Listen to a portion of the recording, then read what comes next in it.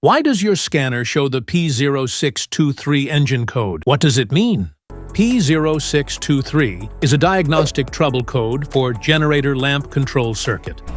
The P0623 code indicates a fault in the circuit controlling the battery or alternator warning light. The PCM or ECU detects an irregular voltage issue or a faulty connection with the alternator control module. Under this circumstance, stop driving and repair your vehicle immediately. This error can be caused by these possible faults in your vehicle: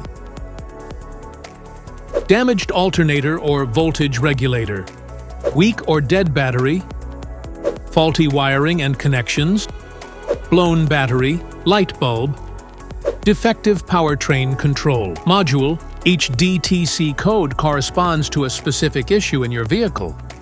This error code occurs in any OBD2 equipped vehicles, especially in those manufactured since 1996, and it is commonly found in vehicles like Ford and Chevrolet. If you want to fix this error code, let us know in the comments section.